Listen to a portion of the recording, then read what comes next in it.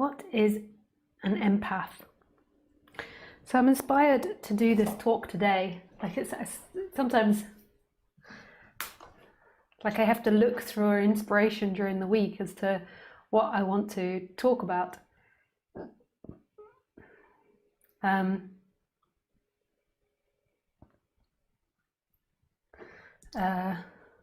It's not always easy to find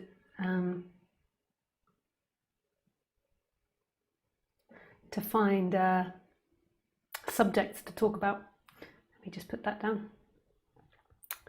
And the reason that I want to talk about the empath today and what it is to be an empath is because I think that a lot of people that listen to my talks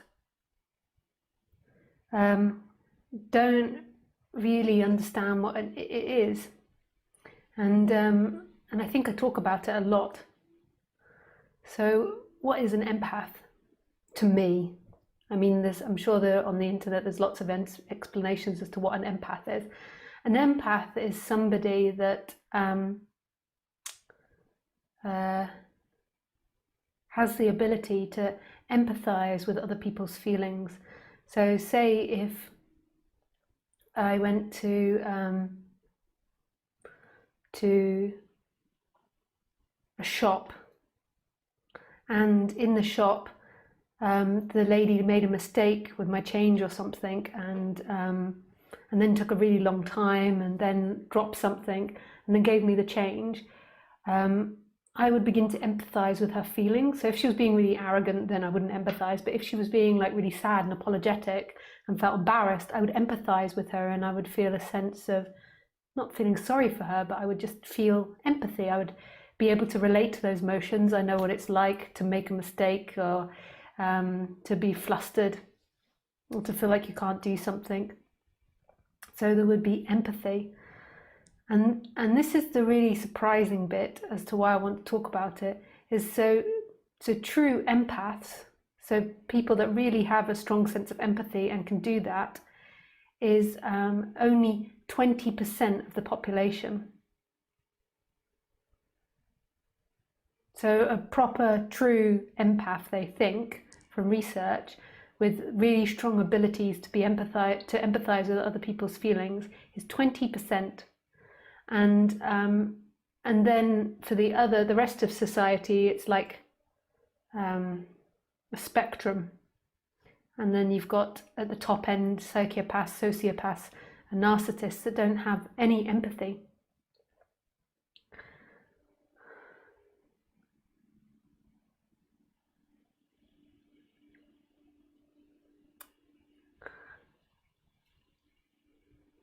And that means that that it's a completely different way of seeing things. Somebody with empathy to somebody without empathy. I even feel like I could go as far to say that somebody with empathy and somebody with very little empathy or no empathy is like a different type of human. Like a very different type of human. So somebody without the ability to empathize, which is a large percentage of our society. So if you've got a friendship group of 20 people, then that might be like 5 of those people that can't empathize, and then maybe 4 people that can empathize, and then people that are sort of in between that can slightly empathize or not very much empathize, or empathize to a certain extent. And the reason it's important to know this is that empaths negotiate with feeling. So in my younger days, if somebody was doing something horrible to me, so if someone was trying to hurt me, I would use the tactic of empathy to get them to see the errors of their way. So I would try and get them to empathize with me. I'd explain, this hurts. This is hurting me. I would explain the feelings. I would say, I feel ashamed, or I feel pain, or I feel embarrassed. I don't like it when you do that. And that tool of negotiation, to try to get somebody to empathize with you that doesn't have empathy, is impossible. And it's a different way in which you negotiate with that person. Somebody without empathy, or very little empathy, or not much empathy at all, you have to negotiate with them in strong with strong boundaries. You have to tell them what you want and what you don't want and be clear. And it's pointless kind of bringing empathy into it. It's irrelevant to them how you feel because it's not in their capacity to understand that. And most empaths get taken advantage of because they're assuming that the other person has empathy. And I know this isn't so much related to non-duality, but I will bring it into non-duality. And this is really important to understand, that most of the people that you're negotiating with cannot understand empathy and don't negotiate on that terms. If you don't have any empathy or you have very little empathy, then what your concerns are is what you're going to get from the situation. So they're being nice to you because it makes them feel good. They're doing things because it makes them feel good. On an extreme end, you could say that's the same reason the empath's doing it. But when an empath does an action, it also makes the empath feel good to make the other person happy. It's not just a solely selfish activity. So let me give you an example of this. So I think I gave an example the other day of walking Khaleesi. She's not here at the moment. I can't remember what that example was. So let me give you an example.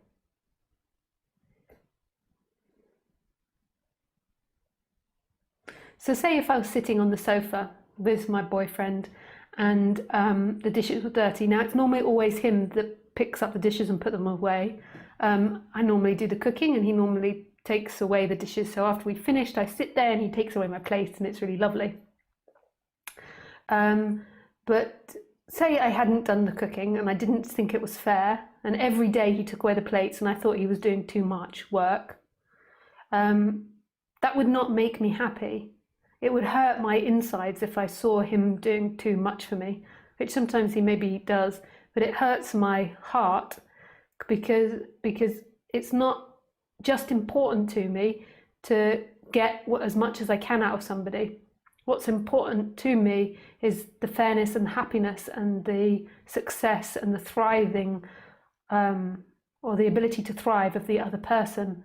So that's more important to me than having someone clean my house, pick up my dishes, do things for me.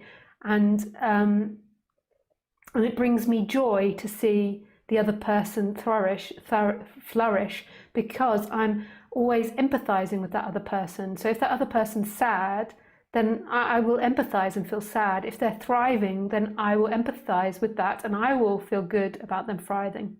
That is an empath. And we as empaths expect everybody else to be looking at life like that, but it's not the case.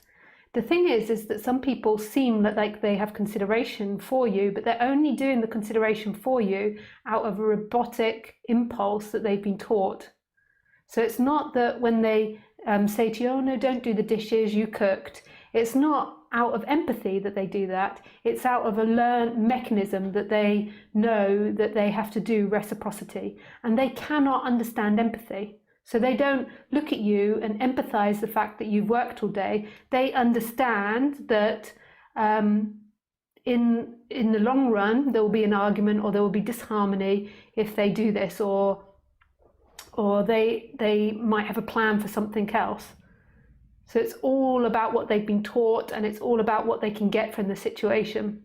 So it's not necessarily that the person without empathy would just let you do everything, because they've also got social skills and they understand how society works, and they understand how far they can push someone. So it's through an understanding which suits them. That is not empathy.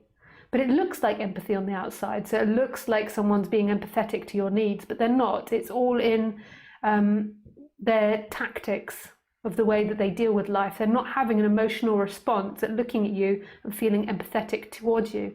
And that, for an empath, that's really hard to comprehend, because as an empath, you're projecting onto the other person when the other person says, oh no, don't do the dishes, I'll do it. You're projecting onto them that they're having empathy for you, but to them it's a strategy that if they do the dishes now, then they'll get sex or they'll get something else later. And that's a very different way from interacting to the world, whereas the empath genuinely is concerned about how the other people feel, because the empath is very sensitive to feelings and can feel it. And And like you want yourself to be happy, you want the other to be happy, because the border between you and other is very merged. So it's as if their feelings are yours in a way. And the empath finds it very difficult to discern the difference. Even in me saying this, the empath won't want to believe it, because the empath has critical thinking, can reflect, and is optimistic about other people, in the sense that it wants to think the good, it wants to give people the benefit of the doubt, because it has got an open heart, and it doesn't want to believe that other people are like that. It's also scary to imagine other people are like that. And when I was younger, I used to make mistakes in negotiating with people. I used to negotiate with people on terms of empathy, and this would get me into trouble, or get me into situations where I would have been better to discern their behavior and to go to somebody else, but I couldn't discern their behavior because their behavior looked like it was being empathetic and caring towards me, where in fact it wasn't at all. Like when the push comes to the shove, or when you really get to know someone, you see that it's only about their self-interest. And there's nothing wrong with that. It's not a judgment or a blame, but it's the difficulty of the empath, because what happens is the empath often ends up attracted to people that don't have empathy. And the reason that I think it is there could be a couple of reasons for it, but predominantly it's because the empath is more open and more suggestible, and the person without empathy will look for people with empathy because it will suit them and it will be easier to manipulate for them. They'll be able to get away with a lot more. And so because the empath is more open, they'll be hunted by that person, and the empath won't have strong boundaries which push people away. They'll give everybody the benefit of the doubt. Also, empaths can sometimes be confused, because it's confusing being an empath. Number one, because when you grew up, you will have been gaslighted a lot. An empath is really sensitive to feelings. Let me give you an example. So you walk into a room and your mum is furious and she's really angry with your father, and you say to her, "Mum, what's wrong? Are you angry?" The empath, not the empath, the mother won't want to admit her feelings, so she'll be, "Don't be ridiculous, I'm not angry." And this is called gaslighting, and the empath will have had that throughout their childhood and experienced it many times at school, with teachers, with friends, with parents, with siblings. And the other thing is that to an empath, honesty is very important, and the empath will project onto the others that they're being honest. So what it will do is it will create a lot of confusion for that person. The empath tends to be quite open without really strong wants or needs or desires. So therefore it can easily fill up with other people's wants, needs and desires. And again, this leads to a sense of confusion. So therefore, actually somebody without empathy can be quite attractive to the empath, because the person without empathy is normally very focused on what they want and what they can get out of life. And so they have very strong drive and direction. And this is why, that person without empathy is miserably why, in a way, that our society has got to the place it has. Like a lot of our leaders, politicians, people in power have been without empathy, because if they were sitting there as an empath, then they would never get things done. I'm not suggesting that's the way things should go on. And we've had many leaders that do have empathy, but a lot of them, especially now, if you look around, don't have empathy. They just give the appearance that they have empathy. And I'm going to say something really outrageous now, and this is where I'm going to bring it back to non-duality.